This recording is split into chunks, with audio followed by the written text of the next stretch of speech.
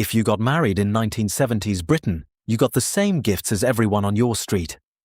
Some are now worth thousands, and the ones kept safe in the good cupboard? Almost nothing. Here's which is which, counting down to one worth over £12,000. I'm starting here, because it's the part nobody tells you. 13. Royal Doulton figurines. The pretty lady in the flowing dress. Someone's aunt gave you one, and it went straight onto the shelf in the front room where it stayed for 50 years, dusted weekly, never touched. For decades, people genuinely believed these were an investment. Whole collections were built on that belief. The reality today is harder. The market for standard Royal Doulton figurines has softened badly. There are over 4,000 different models, most were produced in enormous numbers, and the generation that collected them is downsizing all at once. So supply has flooded a market with fewer buyers. Common HN models now sell for very little. There are genuine exceptions. Early pre-1939 pieces with the potted mark, the short-run limited editions, the rare colorways, those still command real money. But if you have a shelf of ordinary 70s Doulton ladies and you've been counting on them, I'd rather tell you now than let you find out at the auction house. 12. Silver-plated everything. The cake stand. The rose bowl. The tray with the engraved message on it. Here's the word that decides everything. EPNS. If you turn your piece over and see EPNS, or A1, or silver plate, that's electroplated nickel silver. A microscopically thin layer of silver over base metal. Silver-plated flatware and giftware is very low in value regardless of how good it looks or how much of it you have. Don't throw it out, but don't pin your hopes on it either, because, and this matters, there is another version of exactly the same looking object, and it's the single most valuable thing on this list. Hold that thought. 11. Cut glass and crystal. Every 70s wedding produced a cut glass decanter, a set of sherry glasses, and a fruit bowl heavy enough to stun a burglar. Formal dining collapsed, and mass-produced cut glass collapsed with it. Ordinary sets sell for very little now, and charity shops across Britain are full of them. The exceptions worth checking, signed pieces by named designers, and anything marked by the better Scandinavian or studio makers. Those live in a different market entirely. Right. That's the disappointment out of the way. From here, every single item goes up. 10. Denby and Hornsea. The brown stoneware and the storage jars. Arabesque, green wheat, Bronte, heirloom. These went out to newlyweds by the lorry load, which is precisely why the common pieces are worth a few pounds. But look at what got destroyed.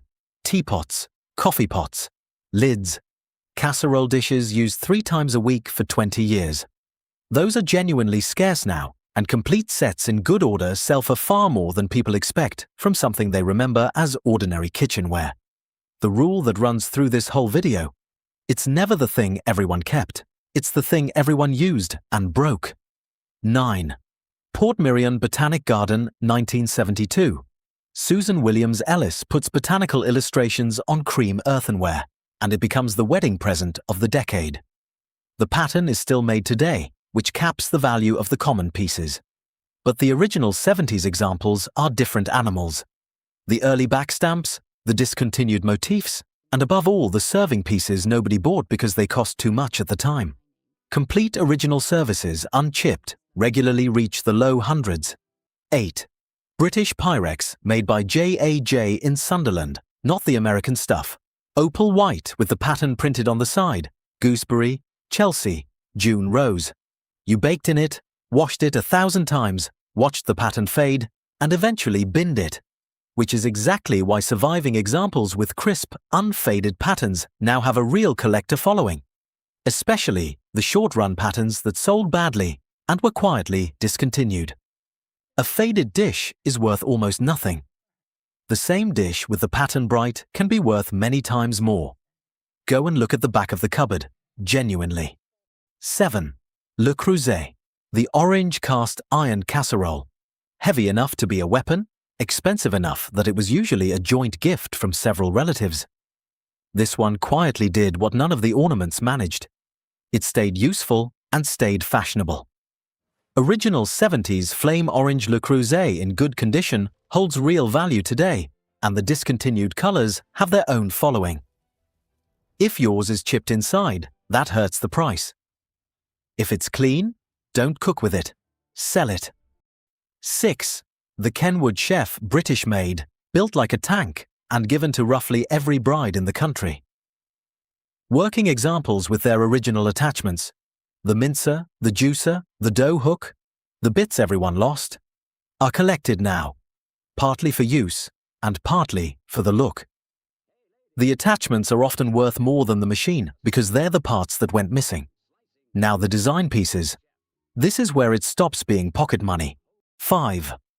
Old Hall, Robert Welch, satin-finished stainless steel, the Alveston range, toast racks, condiment sets, and a teapot with a strange angular handle that looked like nothing else in Britain. Robert Welch designed it for Old Hall in Sheffield, and it is not a footnote. The Victoria and Albert Museum holds 29 Old Hall pieces in its metalwork collection. And the Alveston cutlery won a Design Centre award in 1965. The Alveston teapot is the one to look for. Dealers describe it as much sought after and genuinely scarce. Check the underside. It's stamped Designed by R. Welch, Old Hall, England, 18/8 stainless steel. That stamp is the whole difference between old kitchen metal and collectible British modernism. 4. Poole Pottery Delphis bright orange, bright red, hand-painted abstract shapes, sold in department stores as affordable modern art for the mantelpiece. Ordinary Delphis sells in the tens of pounds. Good pieces reach the hundreds. One collecting guide puts strong Delphis vases around the £500 mark. And the name designers are in another league. Work by Tony Morris has sold in the thousands. One of his chargers reached £5,200 at a London auction. Look at the base. Poole pieces carry an impressed dolphin mark and a painter's monogram. That monogram is the difference between a £40 vase and a £400 one. 3. Whitefriars glass heavy, textured glass in tangerine, kingfisher blue, cinnamon, with a surface like tree bark. Geoffrey Baxter's textured range, and it sat on British windowsills right through the decade. Small pieces start around £30. Larger ones in standard colours trade in the low hundreds. But the famous shapes are what collectors chase. Published price guides put the tangerine banjo vase at £700 to £1,000, and a drunken bricklayer vase sold at a UK auction for £700. One real warning: Whitefriars is faked. Fake drunken bricklayers in slightly wrong greens circulate at antiques fairs, and Whitefriars was rarely signed. Get it verified before you celebrate. 2. Troika Cornish. Rough, textured, geometric, like something excavated rather than bought. Troika closed in 1983. Nothing new has been made since, so every piece in existence is vintage. Smaller pieces sell in the low hundreds. Strong ones go far beyond. One dealer listed a genuine Troika piece at nearly £2,400 in 2025. The base is everything again. Troika pieces are marked Troika with a decorator's monogram, and certain decorators command dramatically higher prices than others. Photograph the base before you do anything else. And now, number 1. Remember what I said about silver plate? 1. The canteen of cutlery. The wooden box, green baize lining, fitted trays. It came from the whole family clubbing together. It was the grandest gift at the wedding. And it has spent 50 years in the bottom of a sideboard being used at Christmas. 2 identical-looking boxes, 2 completely different fortunes. If the pieces are marked EPNS, silver plate, you have, sadly, almost nothing. But if they carry full British hallmarks, including the little walking lion, the lion passant, that's sterling silver, 92.5% pure, and the market for those is extraordinary right now. Real figures. A 12-place canteen by Mappin & Webb, hallmarked London 1979, made during the era we're talking about, has been offered at £12,250. A 48-piece sterling set retailed by Asprey, Sheffield, 1973, £3,250. Specialists put it plainly. Some silver canteens sell for over £10,000, and most 12-place sterling services are worth many thousands. Two things that push the price up. First, a straight service. Every piece bearing the same marks, meaning it's never been added to. That sells at a premium. Second, weight, because sterling has a real metal floor underneath any collector value. One honest caveat, because it decides which side of this you land on. Most knives have hollow silver handles filled with resin over a steel blade. Only the handle counts towards silver weight, so don't weigh the box and multiply. But here's the thing. That box is in British sideboards by the tens of thousands. Most owners have never turned a single fork over to look. So before anything leaves your house, turn it over. Look for the lion on the cutlery. Look for the monogram under the vase. Look for Robert Welch's name on the steel. Look at whether the Pyrex pattern is still bright. The wedding presents that were treasured, the figurines, the plated cake stands, the crystal, largely didn't hold. The ones that did were the ones nobody thought twice about. Tell me in the comments, what did you get given? And is it still in the house? If you remember this, Britain, subscribe. There's a lot more coming.